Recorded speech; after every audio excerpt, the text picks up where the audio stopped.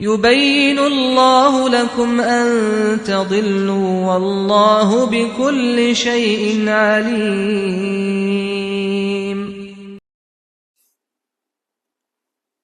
Bismillahirrahmanirrahim. Assalamualaikum warahmatullahi wabarakatuh. Alhamdulillah wassalatu wassalamu ala Rasulillah amma ba'du. Saudara seiman yang Allah muliakan, ini adalah silsilah belajar dasar ilmu waris yang setiap episodenya membahas tema tertentu secara runut, sistematis, yang insya Allah mudah difahami. Kita memohon kepada Allah Subhanahu wa Ta'ala untuk memudahkan silsilah ini selesai pada target yang ditentukan dan bisa memberikan manfaat bagi kaum muslimin.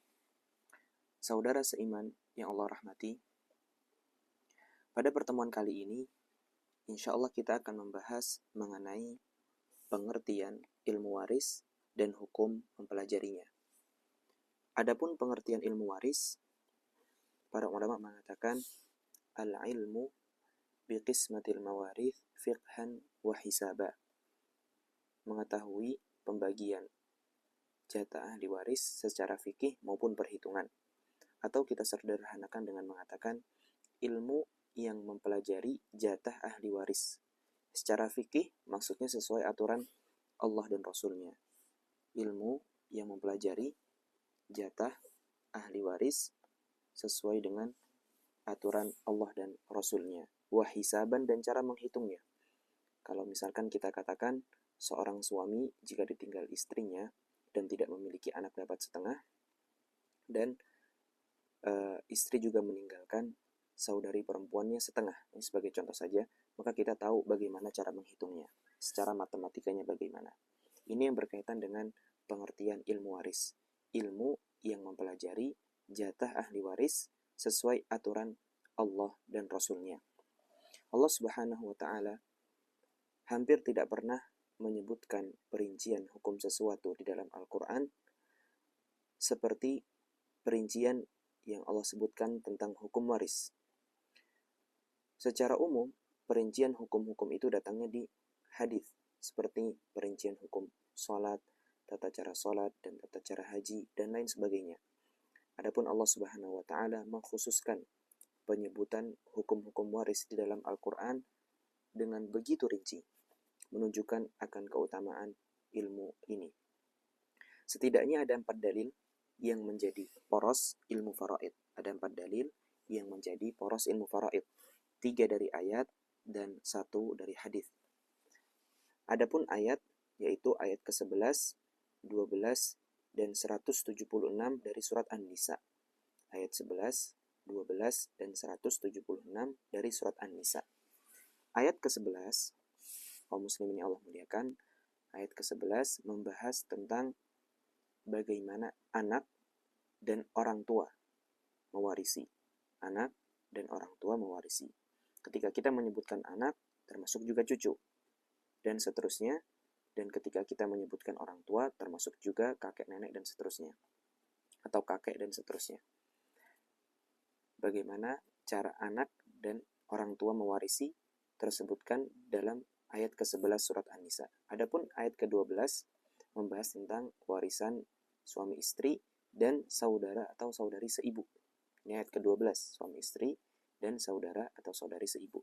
Adapun ayat 176 membahas tentang saudari kandung dan saudari seayah. Membahas tentang saudari kandung dan saudari seayah.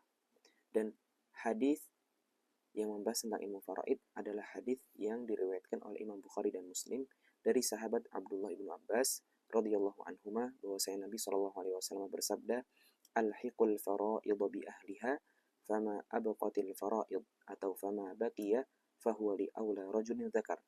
Kata Nabi SAW, bagikanlah warisan tersebut kepada ashabul furud. Siapa itu ashabul furud? Nanti akan kita bahas insya Allah pada pertemuan yang akan datang. Bagikanlah warisan tersebut kepada ashabul furud, dan yang tersisa untuk laki-laki terdekat, untuk kerabat laki-laki terdekat dari mayit. Yang tersisa untuk laki-laki terdekat atau kerabat laki-laki terdekat dari si mayit. Setidaknya ini adalah 4 dalil yang menjadi poros ilmu faraid. Oleh karena para ulama mengatakan Barang siapa yang menguasai keempat dalil ini, memahaminya dengan benar, maka dia telah menguasai mayoritas ilmu faraid. Taib. Ada berapa jumlah dalil yang menjadi poros ilmu faraid? Ya, ada 4. Betul. Berapa dari ayat? Ada 3. Dan satunya dari hadis. Taib. Apa hukum mempelajari ilmu faraid? Hukumnya adalah fardu kifayah. Apa itu fardu kifayah? Fardu kifayah adalah jika jumlah orang yang memahami ilmu faraid telah mencapai batas minimal yang dibutuhkan umat dan masyarakat, maka kewajibannya bagi yang lain terangkat. Misalkan dalam suatu kampung ada seorang ustadz yang memahami ilmu faraid, sehingga masyarakatnya bisa meminta fatwa kepada beliau. Dan keberadaan beliau telah mencukupi. Maka kita katakan selain beliau tidak wajib lagi mempelajari ilmu faraid. Namun bagi siapa yang ingin mempelajarinya, maka itu kemuliaan.